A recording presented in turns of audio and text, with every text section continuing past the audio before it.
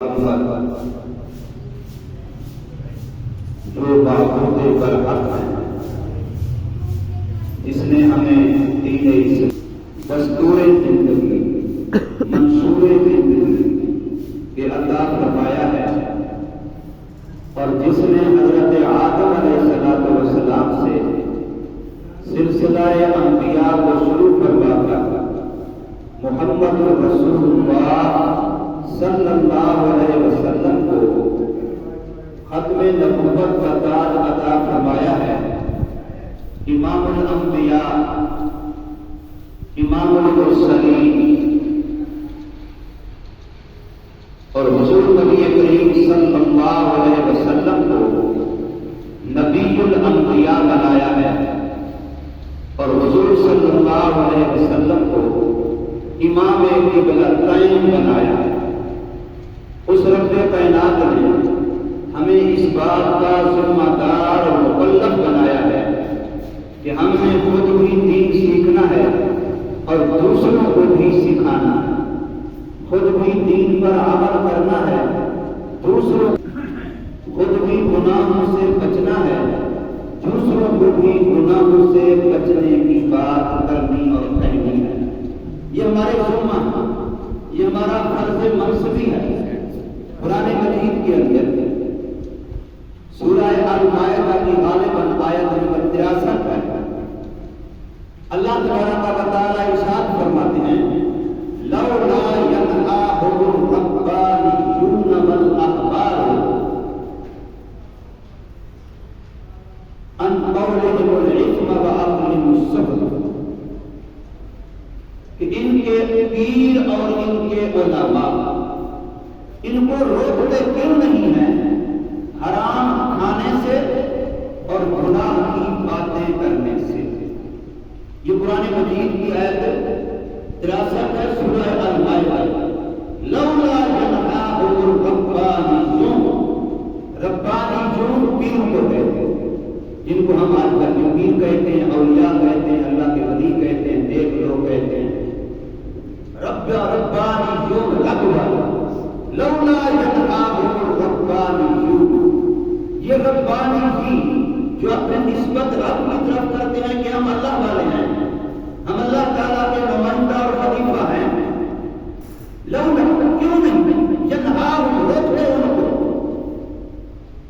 الربانيون والاحبار، احبار ابن کی جمع ہے، علماء اہل علم، علوم باطنی اور علوم ظاہری، پیر لوگ خانقاہ والے اور علماء لوگ مدارس والے، یہ دونوں کی ذمہ داری بتائی جا رہی ہے۔ ان سے پوچھا جا رہا ہے لولا ينهاهم، یہ ان کو روکتے کیوں نہیں ہیں عن قولهم الاثم، گناہ کی باتیں کرنے سے، واکلهم السحت، اور حرام کھانے سے۔ لوگ حرام کھا رہے ہیں، یہ کیوں نہیں روکتے؟ لوگ غلط بول رہے ہیں، یہ کیوں نہیں روکتے؟ تو اس سے پتہ چلا کہ جو بھی یہ سمجھتا ہے کہ میں اللہ کا بندہ ہوں، جو بھی یہ سمجھتا ہے کہ میرا اللہ تعالی کے ساتھ ایک تعلق ہے، وہ رب والا ہے۔ کوئی بندہ آپ نے دیکھا مسلمان ہو اور وہ یہ کہے کہ میرا رب سے کوئی تعلق نہیں ہے؟ جو کلمہ پڑھ لیتا ہے، جو ایمان لے آتا ہے، جو قرآن کو مانتا ہے، جو محمد مصطفیٰ صلی اللہ علیہ وسلم کو مانتا ہے، اس کا اللہ کے ساتھ ایک کنیکشن قائم ہو جاتا ہے۔ وہ اللہ کی دوستی کے کسی نہ کسی خاطر لسٹ میں آ جاتا ہے، وہ ربانیین کی فہرست میں جڑ جاتا ہے۔ تو گویا ہر مومن کو یہ کہا جا رہا ہے، ہر کلمے والے کو یہ کہا جا رہا ہے کہ لوگ تمہارے سامنے منہ سے گناہ کی باتیں بول رہے ہیں، کوئی جھوٹ بول رہا ہے، کوئی غیبت کر رہا ہے، کوئی چغلی کر رہا ہے، کوئی بہتان تراشی کر رہا ہے، اور کوئی گالی گلوچ کر رہا ہے، کوئی کسی اور طریقے سے، کوئی کسی اور طریقے سے زبان کو غلط استعمال کر رہے ہیں، اور تم جانتے ہو، پھر تم روکتے کیوں نہیں ہو؟ لوگ حرام کھا رہے ہیں، وَعَنْ عَقْلِهِمُ السُّحْتُ،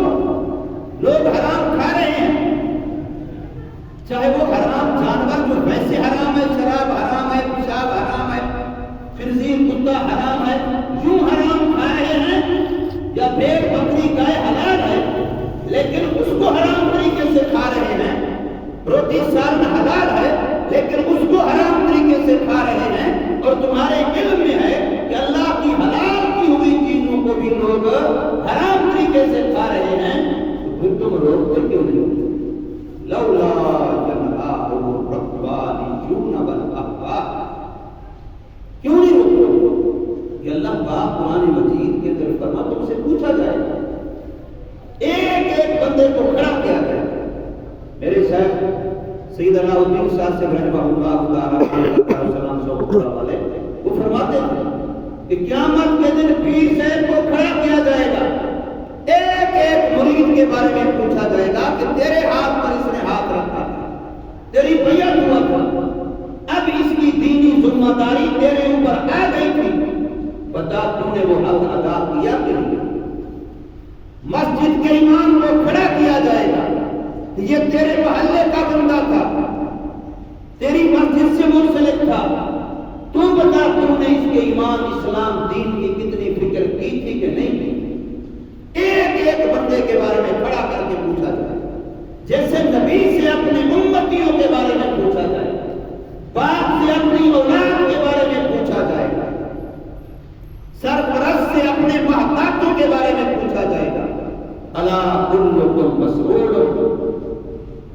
سن لو، خبردار، کان کھول کے سنو، تم میں سے ہر ایک سے پوچھا جائے گا ان رعیتہ، اپنے محتاجوں کے بارے میں ہر ایک سے پوچھا جائے گا۔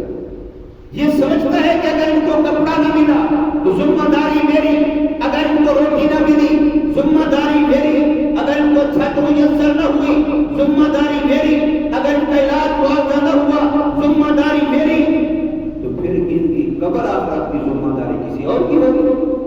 ان کو اگر پہلا کلمہ نہ آیا، دوسرا کلمہ نہ آیا، ان کو ایمان کی شرطیں نہ آئیں، اس کو نماز کے الفاظ نہ آئے، اس کی ذمہ داری کسی اور کی ہوگی، وہ ذمہ داری بھی تیری ہے۔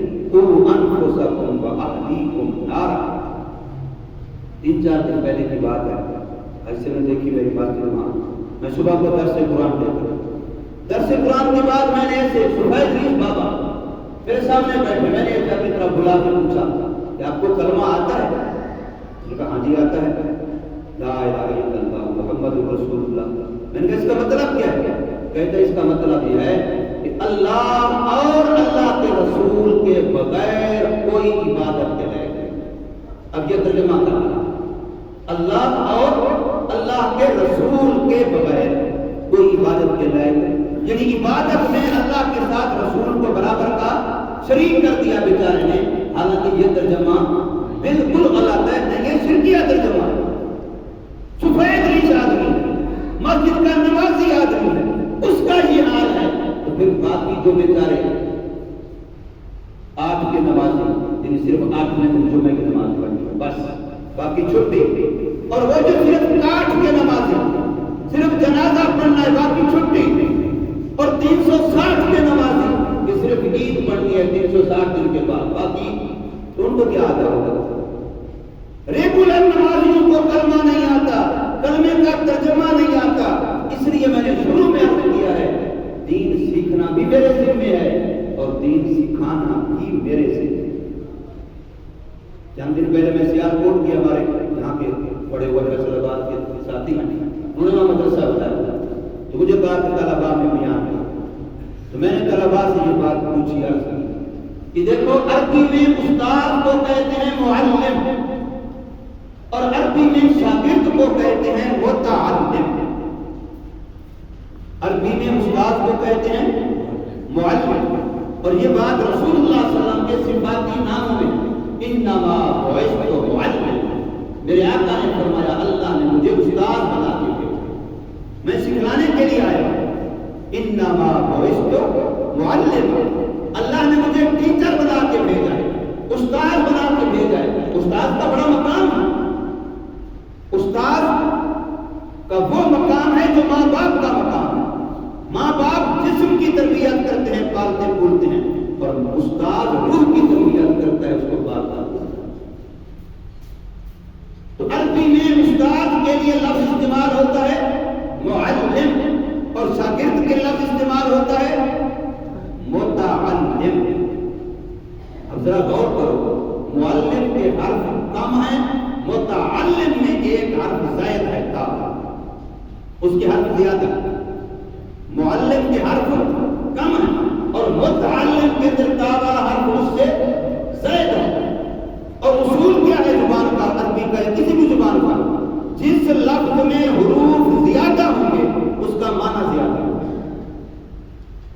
کثرت المبانی تدل علی کثرت المعانی.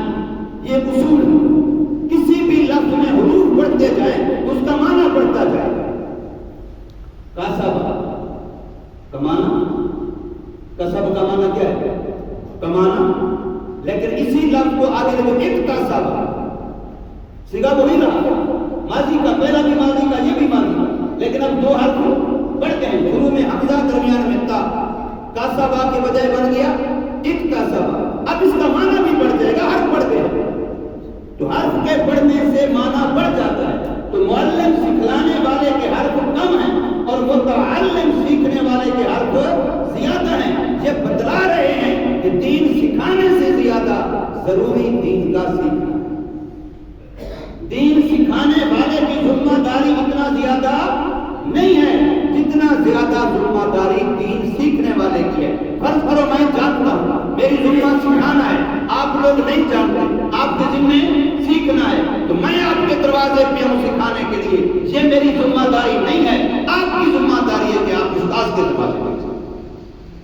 آپ محتاج بن کے جائیں کہ مجھے بات فلانی سکھا دو، مجھے دین سکھا دو، مجھے فلاں سکھا دو. اور اصول بھی یہی ہے، کوئی دنیا کا فن بھی سیکھنے کے لیے استاد کے پاس جاتا ہے، ہنر سیکھنے کے لیے بھی سکھانے والے کے پاس جاتا ہے. وہ سمجھتا ہے کہ میری ذمہ داری زیادہ ہے.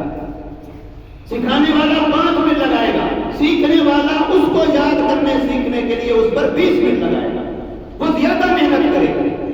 اس سے اشارہ ہوتا ہے کہ معلم کی ذمہ داری سے، معلم کی محنت سے، استاد کی ذمہ داری سے، استاد کی محنت سے، سکھلانے والے کی ذمہ داری سے، سکھلانے والے کی محنت سے، سیکھنے والے کی ذمہ داری اور محنت زیادہ ہے. لیکن آج ہم کتنا دین کے سیکھنے سے غافل ہیں، اتنا شاید کسی چیز سے بالکل غافل، پرواہ بھی نہیں ہے، احساس بھی نہیں ہے کہ میں 60 سال سے نماز پڑھتا ہوں، مجھے نماز میں جو کچھ پڑھا جاتا ہے اس کا ترجمہ بھی آتا ہے کہ نہیں آتا. کوئی پرواہ نہیں آتا، تو نہیں آتا، بس نہیں آتا، کوئی پرواہ نہیں. میں نے ایک جامع سے بدری کو سنایا، میں ایک جگہ پر نماز پڑھی 2-4 دفعہ، دعا امام سے جو تھے میں جانتا تھا اس کو، وہ نوجوان بچہ تھا، پھر اس کی شادی نہیں ہوئی. وہ جب دعا مانگتا ہے تو دعا میں کہہ رہا ہوتا ہے یا اللہ مجھے نیک نرینہ اولاد، عربی میں کہہ رہا ہوتا ہے. اس کا معنی یہ ہوگا مجھے کیا دے؟ نیک اولاد عطا فرما. بندہ کون ہے؟ جس کے بھی شادی ہوئی. تو میں نے ایک دن اس کو بلا دیا، میں نے کہا مولانا صاحب آپ کی شادی ہوئی؟ کہتے ہیں نہیں. میں نے کہا آپ اولاد نہ مانگے، آپ بیوی مانگے. ابھی آپ کو بیوی ملی تھی، آپ اولاد مانگ رہے، مطلب کیا ہے؟ اس بیچارے کو خود کو نہیں پتا تھا کہ جو دعا میں مانگ رہا ہوں اس کا معنی کیا ہے، اس کو نہیں پتا تھا، اس وجہ سے وہ پڑھے گا. آج ہم دعائیں پڑھتے ہیں، دعائیں مانگتے، اگر ہم دعائیں مانگتے ہوتے نا تو ہمارے بھائیوں کو گاجر گوری کی طرح کاٹا جا رہا ہے اور سارے ہم کہتے ہیں فلسطین والوں کے لیے دعا کر رہے ہیں. ہم دعا پڑھ رہے ہیں، زبان والوں کر رہے ہیں، اندر دل کا مسئلہ نہیں ہے. اگر ادھر سے ہوتی نا تو کایا پلٹ چکی ہوتی. لاکھوں اربوں خربوں میں مسلمان اللہ سے مانگ رہے ہوں اور خدا نہ سنے، یہ ہو نہیں سکتا. ہم دعا مانگتے نہیں ہیں، ہم دعا زبان سے پڑھتے ہیں. دعا زبان کا کام نہیں، یاد رکھو، دعا دل کا کام ہے. دعا زبان کا کام ہی نہیں ہے، دعا کس کا کام ہے؟ دل کا کام ہے. دعا مانگی جاتی ہے، دعا پڑھی نہیں جاتی، اور مانگتا دل ہے.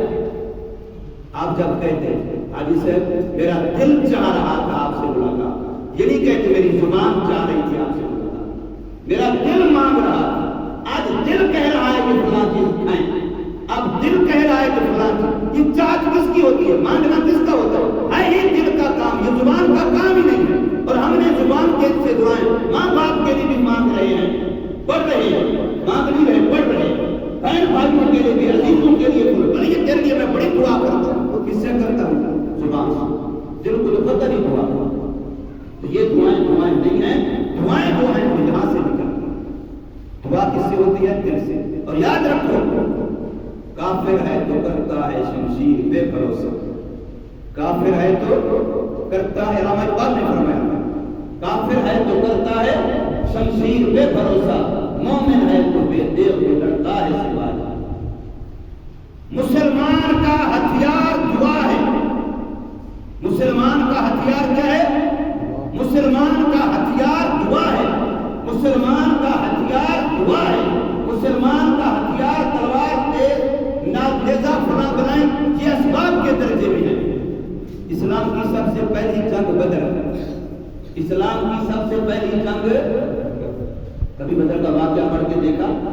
کبھی حدیث کی زبان دیکھا؟ کبھی دیکھ لو حدیث میں، میرے آقا صلی اللہ علیہ وسلم نے ادھر صحابہ کی صفیں بنا دی 313، ادھر صفیں بنا دی اور ادھر آپ صلی اللہ علیہ وسلم اکیلے خیمے میں اتنی دعا کی، اتنی دعا کی، اتنی دعا کی، اتنے روئے۔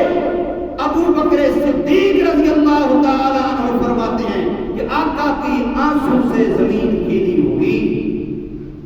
یہ پہلی جنگ ہے، اسلام پہلی جنگ ہے، صفیں بنی ہوئی ہیں، کافر 1000 کے قریب ہیں، ان کے پاس اسلحے آتی ہیں، وہ لڑائی کی تیاری سے آئے ہیں، مسلمان لڑائی کی تیاری سے نہیں آئے تھے، پھر بھی 313 کے قریب نہتے بھی ہیں، لیکن وہاں ہتھیار کون سا چلایا میرے آقا نے؟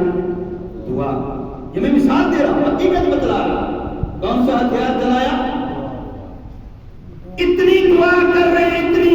ابو بکر صدیق رضی اللہ عنہ بخاری شریف میں ہے، جا کر کے رو کے کہتے ہیں آقا بس کیجئے، آقا بس کیجئے، مجھے آپ کی حالت پہ رحم آ رہا ہے کہ آپ اتنا گڑگڑا کے، اتنا درد سے امت کے لیے دعا کر رہے ہیں۔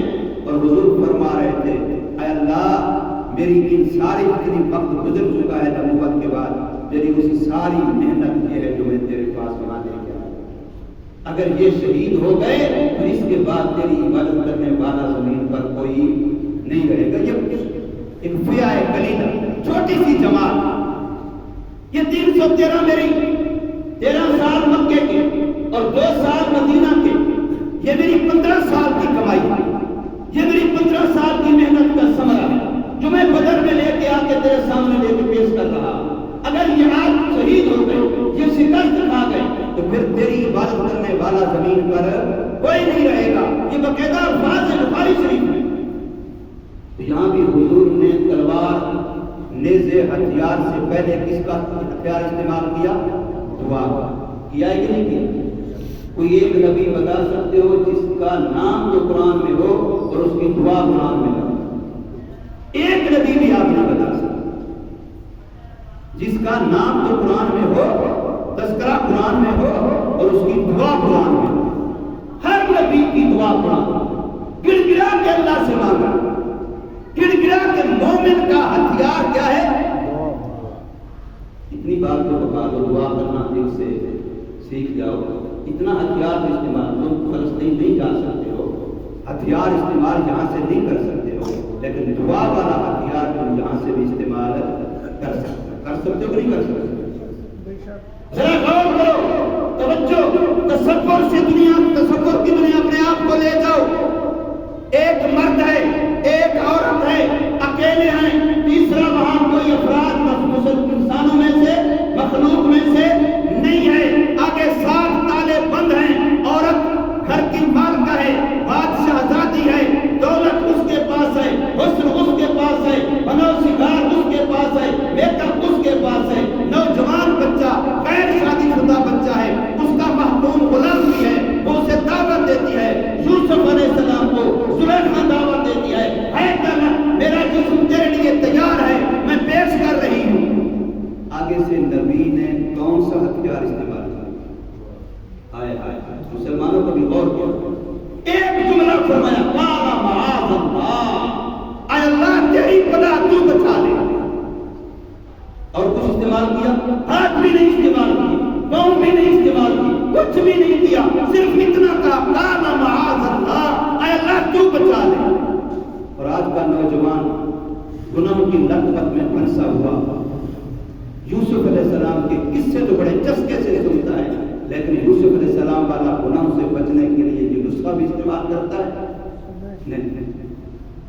آج کئی نوجوان ہمارے پاس آ کے مشورہ کرتے ہیں، وہ جی گناہوں کی لت پڑ گئی ہے، عادت پڑ گئی ہے، چھوڑنا چاہتے ہو اب چھوٹتے نہیں ہیں، یہ بولے صرف نسخہ بتلائیے، وہ فلاں بتلائیے، بہت سارے ہیں الحمدللہ، لیکن یہ سبق، یہ قصہ، یہ واقعہ، یہ عبرت ہے، یہ درس ہے، یہ نصیحت ہے میرے آپ کے لیے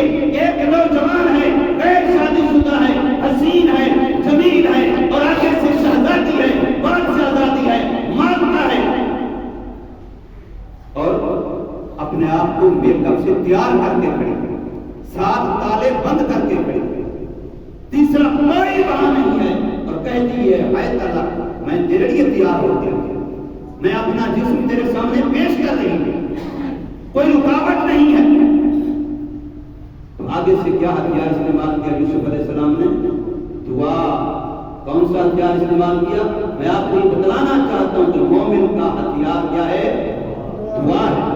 مومن کا ہتھیار کیا ہے؟ آج ہم لوگ گلی میں، کوچوں میں، بیٹھکوں میں، ہوٹلوں میں، ڈیروں میں بیٹھ کر کے کہتے ہیں حکمرانوں کو یہ کرنا چاہیے، وہ کرنا چاہیے، فوجیوں کو یہ کرنا چاہیے، وہ کرنا چاہیے، OIC کو، اقوام متحدہ کو یہ کرنا چاہیے، وہ کرنا چاہیے فلسطین کے لیے، سو کو واقعی کرنا چاہیے، لیکن جو تجھے کرنا چاہیے، جو مجھے کرنا چاہیے، کیا ہم کر رہے ہیں؟ ہمارا کام صرف تبصرے کرنا ہے، سوشل میڈیا پہ ان کے چیخنے دیکھنا ہے، ان کی لاشوں کو دیکھنا ہے، ان کی عزتوں کو تڑپتے پھڑکتے دیکھنا ہے۔ کیا وہ بیٹیاں میری نہیں ہیں؟ کیا وہ مائیں میری نہیں ہیں؟ کیا وہ بہنیں میری نہیں ہیں؟ کیا وہ بیٹے میرے نہیں ہیں؟ عذرائے لطیفہ سے تکلم سمجھے مولانا طارق جمیل سے دامت برکات اللہ، کتنے لوگوں کے بیٹوں کے جنازے پڑھائے ہوئے، پڑھائے ہوئے نہیں پڑھائے ہوئے، اور کتنے لوگوں کے بیٹوں کی قرآن خوانیاں، قرآنیاں جو سمجھ لو اِسال ثواب کی محفل میں بیانات بھی کیے ہوں گے، لیکن آج اپنا بیٹا کیا ہے؟ کبھی کسی بیٹے پر بھی ایسے مولانا کو افسوس اور غمگین دیکھا تھا؟ آج پتہ چلا تو بیٹے کیوں ہوتے، ورنہ جب میرے بیٹے کا جنازہ پڑھایا، جب میرے بیٹے کے مرگ پہ بیان کیا، جب میرے بیٹے کے اِسال ثواب کے لیے بیان کیا، وہ بیٹا کیوں نہیں کا بیٹا؟ لیکن آج ہمارا حال یہی بن چکا ہے کہ وہ فلسطین کی بیٹیاں ہیں، میری نہیں ہیں۔ اگر میں ان کی بیٹیوں کو اپنی بیٹیاں سمجھتا، اگر میں ان لاشوں کو اپنے گھر کی لاشیں سمجھتا، تو میرے ادلے تدلوں میں، میرے مٹھک میں فرق نظر آتا۔ کوئی آیا نظر آپ کو مسلمانوں میں؟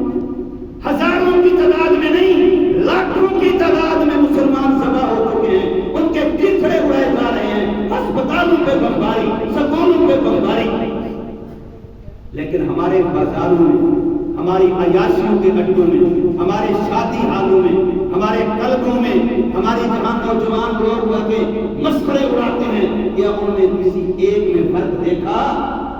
کوئی ایک مسلمان مجھے بتا دے کہ بھی ہم نے فرق دیکھا ہے؟ کوئی دیکھا ہے فرق؟ کسی عورت، کسی بیٹی کے میک اپ میں فرق دیکھا؟ لباس میں فرق دیکھا؟ کسی خوشی میں فرق دیکھا؟ اگر یہی شہادت میرے گھر میں ہوتی تو پھر میرا کیا ہوگا؟ کہتے ہیں کہ ہم محمد کریم صلی اللہ علیہ وسلم کے امتی ہیں، غلامی رسول میں موت بھی قبول ہے۔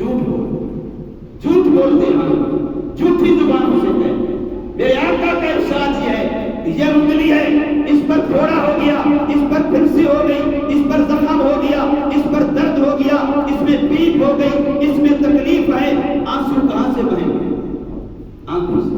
آنکھ تو نہیں کہتے، مسئلہ انگل کا ہے، میں آنسو کیوں بہاؤں؟ آواز اچھی نہیں لگتی، شور نہ کرو، میری انگل میں درد ہے، مجھے آواز اچھی نہیں لگتی، میرے پاس شور نہ کرو۔ بھئی شور کس نے سننا ہے؟ کان نے سننا ہے، کان تو نہیں کہتا بھی درد تکلیف تو انگل میں ہے، میں تو اپنے چسکے لوں گا، میں تو گانے سنوں گا، میں تو اچھی آوازیں سنوں گا، مجھے کیا تیری انگل سے؟ کہتا ہے کان۔ آنسو آنکھ بہاتی ہے، کان کو آواز اچھی نہیں لگتی، زبان کو کھانا، میدے کو کھانا اچھا نہیں لگتا، کہتے ہیں کھانا نہیں کھاتا، بھوک نہیں لگی، کھانا اچھا کیوں لگتا؟ تکلیف کس میں ہے؟